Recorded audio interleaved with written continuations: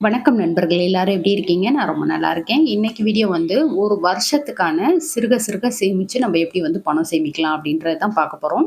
இந்த வீடியோல வந்து ரொம்ப ரொம்ப ரொம்ப கம்மி வருமானம் உள்ளவங்க கூட இதுல வந்து சேமிக்கலாம். இந்த 2024வது வருஷம் வந்து எனக்கு ரொம்ப கம்மி சேலரி அப்படின்லாம் சொல்லிட்டு இல்லாம, கண்டிப்பா ஏதோ ஒரு வகையில கொஞ்சம் கொஞ்சமா சேமிப்போம் அப்படின்ற ஒரு கான்செப்ட்டோட இந்த வீடியோ வந்து கன்டின்யூ பண்றேன். அதே மன உறுதியோட கண்டிப்பா நம்மளாலயும் முடியும்னு சொல்லி இந்த வீடியோ பாருங்க. நீங்களுமே வந்து இந்த 2024வது வருஷம் கண்டிப்பா சேமிக்கலாம். இந்த 2024வது புது வருஷத்துக்கு வந்து நம்ம எப்படியெல்லாம் சேமிக்கலாம் அப்படின்றத பார்க்கறதுக்கு முன்னாடி, நம்ம வந்து ஒரு சில விஷயங்கள வந்து நிர்ணயம் பண்ணிக்கணும். இந்த வருஷம் வந்து எனக்கு வந்து என்னுடைய வாழ்க்கை தரம் வந்து கொஞ்சமாவது உயர்ந்திருக்கணும். என்கிட்ட கோல்டே இல்லன்றவங்க 1 கிராமாவது கோல்டு எடுக்கணும். இல்ல என்கிட்ட வந்து இந்த பொருள் வாங்கணும், அந்த பொருள் வாங்கணும் அப்படின்ற மாதிரியான சில ஆசைகள் இருக்கும்ல. அத வந்து பூர்த்தி பண்றதுக்கு நம்ம வந்து ஒரு சில விஷயங்கள வந்து சாட்டிஸ்ஃபைட் பண்ணிட்டு தான் போகணும்.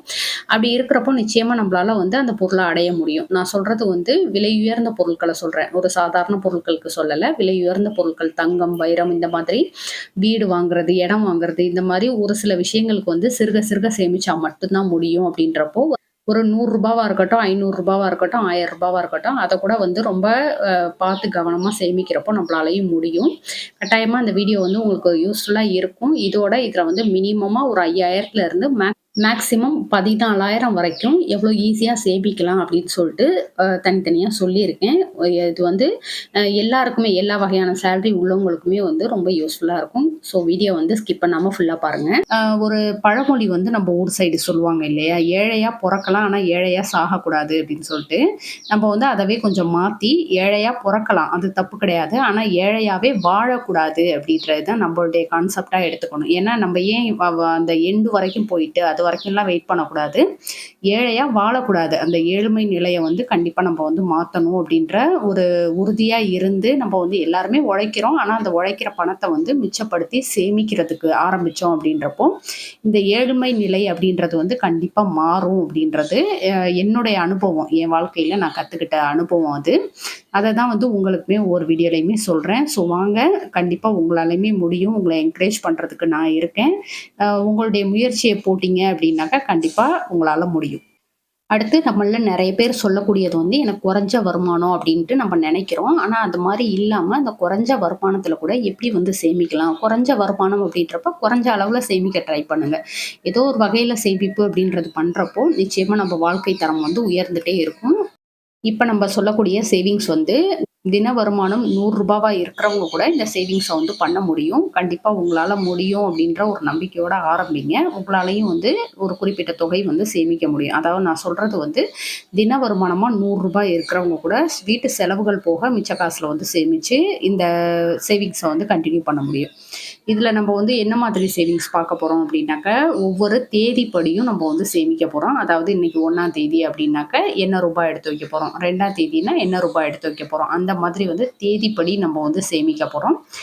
நான் என்ன சொல்ல வர்றேன் அப்படின்றத வந்து கண்டிப்பா கரெக்ட்டா பார்த்துட்டு அதன்படி சேமிச்சீங்க அப்படின்னாக்க, கிட்டத்தட்ட உங்கள்ட்ட ஒரு ரூ. 10,000 வந்து இந்த வருஷம் சேமிக்க முடியும். நான் சொல்றது மினிமமா ரூ. 10,000 சேமிக்கலாம். அதுக்கடுத்து இதுக்கு வந்து நமக்கு என்ன தேவைன்னு பார்த்தீங்கன்னாக்க, மண் உண்டியல் அல்லது பிளாஸ்டிக் உண்டியல் வந்து வாங்கி வச்சுக்கோங்க. ஏன்னா நம்ம வந்து அதில தான் வந்து சேவ் பண்ண போறோம். உங்களுக்கு பேங்க் அக்கவுண்ட் இருந்துச்சு அப்படின்றப்போ அதில கூட போட்டு வச்சுக்கலாம். இல்ல அப்டின்னாக்கா, மண்ணுண்டியல் இல்ல பிளாஸ்டிக் உண்டியல் வந்து பெஸ்ட்டா இருக்கும். ஏன்னா, இது வந்து வருஷத்துக்கு ஒரு டைம் வந்து உடைச்சு எடுக்கிறது மாரி யூஸ் பண்றப்போ நல்லாவே சேமிக்க முடியும். இப்ப எப்படி வந்து சேமிக்க போறோம் அப்டின்றத வந்து சொல்றேன். இந்த வீடியோ இப்ப தான் நீங்க ஃபர்ஸ்ட் டைம் பார்க்குறீங்கன்னா, நம்ம திருச்சி தமிழ்ச்சி யூடியூப் சேனல சப்ஸ்கிரைப் பண்ணிட்டு, பக்கத்துல இருக்க பெல் பட்டன் அழுத்தி ஆல்ன்ற ஆப்ஷன் குடுத்துக்கோங்க. அப்பதான் நான் போடுற வீடியோடைய நோட்டிஃபிகேஷன் உங்களுக்கு உடனே உடனே வரும். நீங்க வீடியோ மிஸ் பண்ணாம பார்க்கலாம். இதோட நெறைய மணி சேவிங்ஸ் சேலஞ்ச், அதுக்கடுத்து அ எப்படியெல்லாம் வந்து தங்கம் வாங்கலாம், போஸ்ட் ஆஃபீஸ் சேவிங்ஸ் ஸ்கீம் என்ன, சிட்டு ஸ்கீம் எல்லாம் என்னென்ன இருக்கு, எது வந்து பெஸ்ட்டா இருக்கும், அந்த மாதிரி நெறைய வீடியோ போட்டிருக்கேன். தேவைப்படுறவங்க செக் பண்ணி பாருங்க. நான் சொன்னது மாரி தேதிப்படி சேமிக்க போறோம் அப்படின்னு சொல்லியிருந்தேன் இல்லையா? அதுக்கு வந்து எப்படி பண்றதுன்னா, இப்ப ஜனவரி மாசம் 2024வது வருஷம் வரக்கூடிய ஜனவரி மாசம் அப்படின்ட்டு பார்த்தோம்னா, 1ஆம் தேதியிலருந்து 31 நாட்கள் இருக்கும். இந்த 31 நாட்கள் வரைக்கும் இப்போ 1ஆம் தேதி அப்படின்னா ரூ. 1, 2ஆம் தேதினா ரூ. 2, 3ஆம் தேதினா ரூ. 3 அந்த மாதிரி வந்து நம்ம எடுத்து வைக்க போறோம். இதுக்கு வந்து தனியா சார்ட் எல்லாம் ப்ரிப்பேர் பண்ண வேணாம். நம்மகிட்ட மந்த்லி காலண்டர் இருந்துச்சுனாக்கா, அன்னைக்கு 1ஆம் தேதி வந்து ரூ. 1 எடுத்து வச்சுட்டோம்னாக்கா, டிக் பண்ணிக்கோங்க. 2ஆம் தேதி ரூ. 2 எடுத்து வச்சுட்டோம்னாக்கா, அது மாரி டிக் பண்ணிக்கோங்க. இந்த மாரி வந்து வெறும் காலண்டர வச்சே நம்மளால வந்து ஈஸியா சேவ் பண்ண முடியும். இப்போ 31ஆம் தேதி அப்படின்னாக்கா, ரூ. 31 எடுத்து வைக்கிறோம். இந்த மாரி 1ஆம் தேதியிலருந்து 31ஆம் தேதி வரைக்கும் ரூ. 496 சேமிச்சிருப்போம். அதே மாரி பிப்ரவரி மாசத்துக்கு 1ஆம் தேதியிலருந்து 29 நாட்கள் இருக்கு. அதுல வந்து ரூ. 435. மார்ச்ல வந்து 496, அ ஏப்ரல்ல வந்து 465, மே மாசம் 496. இந்த மாதிரி வந்து நாட்களுக்கு தகுந்தது மாரி 1லேருந்து 31 வரைக்கும் இருந்துச்சு அப்படின்னாக்கா ரூ. 496வும், 1ஆம் தேதியிலருந்து 30 நாட்கள் இருந்துச்சு அப்படின்னாக்கா ரூ. 465வும் வரும். இந்த மாரி மாறிட்டே இருக்கும் இல்லையா? இதுல வந்து ஒரு வருஷத்துக்கு இந்த மாரி சேவ் பண்ணிட்டே வந்தோம் அப்படின்னாக்க ரூ. 5,767 நம்மளால சேவ் பண்ணியிருக்க முடியும். இது கூடவே வந்து எக்ஸ்ட்ராவா என்னெல்லாம் பண்ணி சேமிக்கலாம் அப்படின்றதையுமே வந்து சொல்லியிருக்கேன். இப்ப இந்த மாரி சேவிங்ஸ்ல வந்து எவ்வளோ சேமிக்க முடியுது அப்படின்றத வந்து பார்க்கலாம். இப்ப கட்டாய சேமிப்பு அப்படின்னாக்கா, இந்த டேட் படி சேமிக்கிறோம் பார்த்தீங்களா? இது வந்து கட்டாய சேமிப்பு. இத வந்து ஸ்கிப் பண்ணவே கூடாது. அப்படியே சேமிக்கணும். இது மூலமா நமக்கு வந்து ரூ. 5,767 வருது. இது வந்து டெய்லி சேலரி வாங்குறவங்களுக்கு வந்து ஈஸியா இருக்கும் சேமிக்கிறதுக்கு. மிச்சம் உள்ள சேவிங்ஸ் எல்லாம் வந்து அதாவது இதெல்லாம் வந்து சேர்த்து நம்ம வந்து பார்க்குறோம் அப்படின்றப்போ வந்து நல்ல ஒரு குறிப்பிட்ட தொகை சேமிக்கிறோம், நல்ல ஒரு வருமானம் வருது அப்படின்றவங்களுக்கு வந்து இது ஒரு ஈஸியான மெத்தடா இருக்கும்.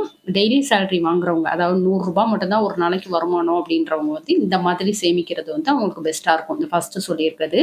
அதுக்கடுத்து வந்து வார செலவுகள்ல வந்து நம்ம எப்பயுமே சொல்றது தான்.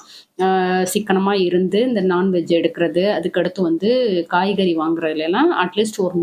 100 சேமிக்கணும் அப்படின்னு சொல்லுவோம் இல்லையா? அதுல வந்து ஒரு வருஷத்துக்கு 52 வாரம் இருக்கு. இந்த 52 வாரத்துல மினிமம் ஒரு 40 வாரம் அப்படி இப்படின்ட்டு வேற வாரங்கள்லாம் எடுத்து வைக்கல அப்படின்னாலும், மினிமம் ஒரு 40 வாரத்துக்கு எடுத்து வச்சோம். ரூ. 100 ரூ. 100ன்னு ஒரு 40 வாரத்துக்கு எடுத்து வச்சோம்னா கூட ரூ. 4,000 சேமிக்க முடியும். அப்புறம் வீட்டு செலவுகள்ல வந்து மிச்சப்படுத்துறது. கரண்ட்டா இருக்கட்டும், அதுக்கடுத்து வந்து நமக்கு என்னெல்லாம் வந்து வேஸ்ட்டா செலவு பண்றோம் அப்படின்றது தோணுதோ, அதெல்லாம் வந்து நம்ம டைரியில வந்து நோட் பண்றப்ப தான் தெரியும். அதாவது வரவு செலவு கணக்கு எழுதுறப்ப தான் நமக்கு வந்து தெரியும். எதெல்லாம் வந்து அனாவசியமான செலவுகள் பண்றோம் அப்படின்னு சொல்லிட்டு. இந்த மாரி வீட்டு செலவுகள்ல வந்து வேஸ்ட்டா செலவு பண்றதெல்லாம் வந்து கொஞ்சம் சிக்கனமா இருந்து மிச்சப்படுத்தி, அதுல வந்து ஒரு வருஷத்துக்கு ஒரு ரூ. 3000 சேமிக்கிறதுக்கு வந்து ட்ரை பண்ணலாம். இது ரொம்பவே சுலபம் தான். ரூ. 3000 அப்படின்றது வந்து ஒரு மினிமமா தான் எழுதியிருக்கேன். இருந்தாலுமே வந்து இதுவுமே முடியலன்னு சொல்றவங்களுக்கு வந்து இது வந்து ஒரு சின்ன அமௌண்ட் தான். சேமிக்கலாம் கண்டிப்பா. ட்ரை பண்ணோம் அப்படின்றப்போ, மாதம் மளிகை ஜாமான் வாங்குறது, அதுக்கடுத்து வந்து நெறைய செலவுகள் வந்து நம்ப செய்யிறப்போ கொஞ்சம் கவனமா இருந்தோம் அப்படின்னாவே, இந்த ரூ. 3000 ஈஸியா சேமிக்கலாம். இது வந்து ஒரு வருஷத்துக்கு சொல்லியிருக்கேன். அதுக்கடுத்து வந்து இடையிலேயே வந்து ஒரு வருஷத்துல ஃபெஸ்டிவல் வரும். ஏதாவது இந்த தீபாவளி, பொங்கல் அந்த மாதிரி வர்றது, பர்த்டே, வெட்டிங் டே இந்த மாதிரி எக்ஸ்பென்சஸ்க்கெல்லாம் வந்து நம்ம வந்து ட்ரெஸ் எடுக்கிறதுக்கு இது மாரிலாம் வந்து செலவு பண்ணுவோம். அதுல வந்து கொஞ்சம் சிக்கனமா இருந்து ஒரு ரூ. 1000 சேமிக்க ட்ரை பண்ணலாம். இந்த மாரி இது எல்லாமே வந்து நான் மினிமமா தான் சொல்லியிருக்கேன். இது வந்து ஃபர்ஸ்ட்டா முயற்சி பண்றவங்களுக்கு இது வந்து ரொம்பவே ஈஸியா தான் இருக்கும். செஞ்சு பாருங்க. இது மூலமா வந்து ஒரு வருஷத்துக்கு நம்ம வந்து ரூ. 13,767 இப்ப ஃபெஸ்டிவல் டைம்லலாம் அதிக அளவுல ட்ரெஸ் எடுக்கிறதுக்கு பதிலா கொஞ்சம் நம்ம மனச வந்து சாட்டிஸ்ஃபைட் பண்ணிக்கிட்டு, ஓரளவுக்கு வந்து நியாயமான விலையில வந்து எடுத்துக்கிட்டு மிச்ச அமௌண்ட்ட வந்து சேவ் பண்ணோம் அப்படின்றப்போ, ஒரு ரூ. 1000 அப்படின்றது வந்து பெரிய விஷயம் கிடையாது.